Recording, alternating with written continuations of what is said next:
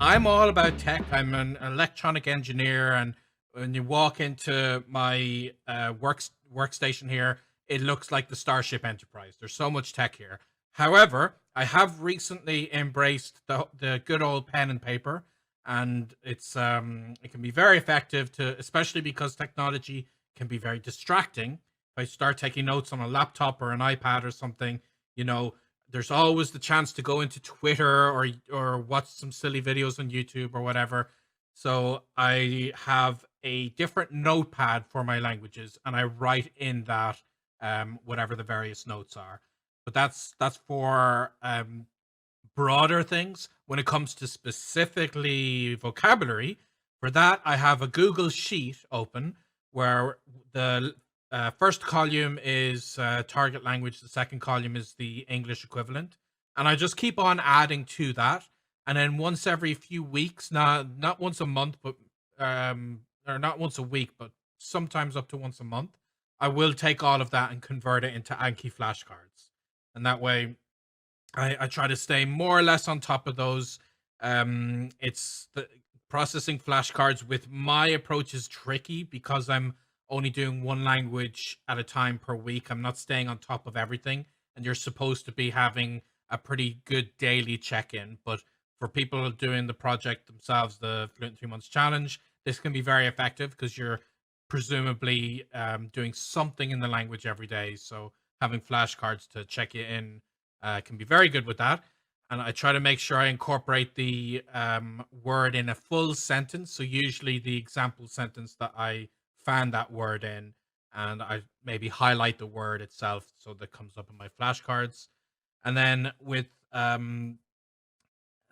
think so those are my main things for the notes. Would be writing down the general things for grammar points and such that I need to remember, the Anki or just a Google sheet for vocabulary, and then a to-do note, to-do list for assigning myself things I need to make sure I'm doing throughout this process. And if there's something big, like a very complex grammar point, I might spread that across multiple different to-dos with different deadlines.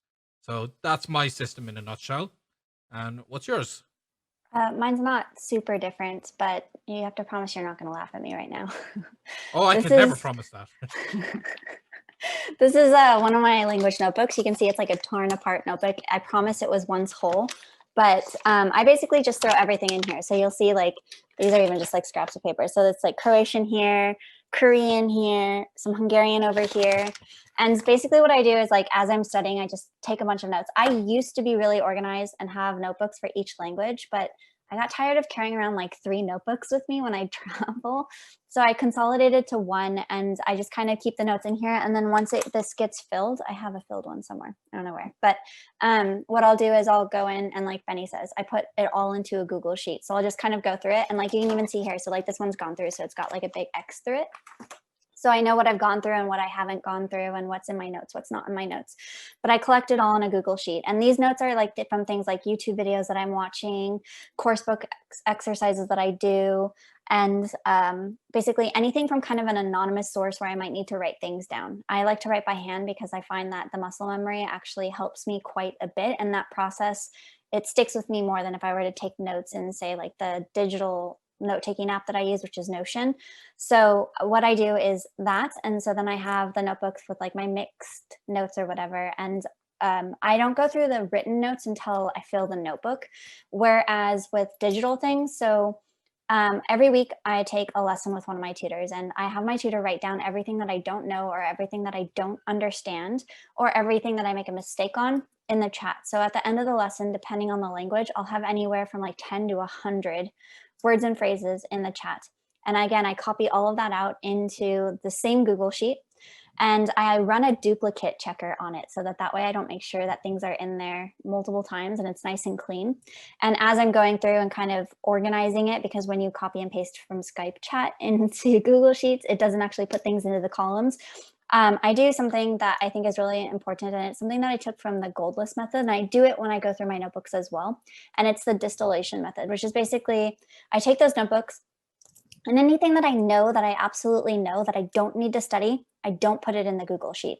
Anything that I realize like I don't actually need, like maybe in here something like violet or lavender, and it's like, okay, I probably really could just say purple.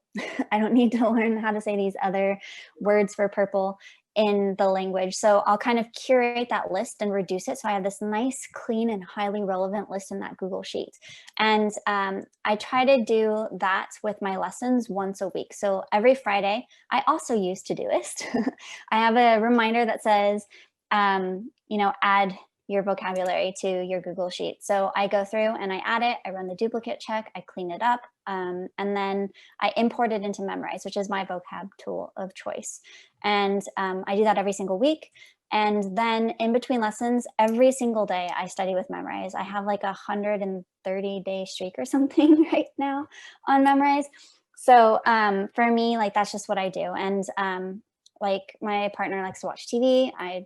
It's not really my thing. So at the end of the night, so that we're still together while he's watching TV, I study flashcards on my phone, and it works for us. And then I still can kind of have some idea of what's going on the TV, but I mostly focus on my flashcards. So that's like a little ritual that we have. And when I actually do that flashcard study, but I make sure to do that every single day, because I know that the next lesson that I have, some of that's going to come back up again. And I want to make sure that I'm on top of the new vocabulary that I'm learning in these languages.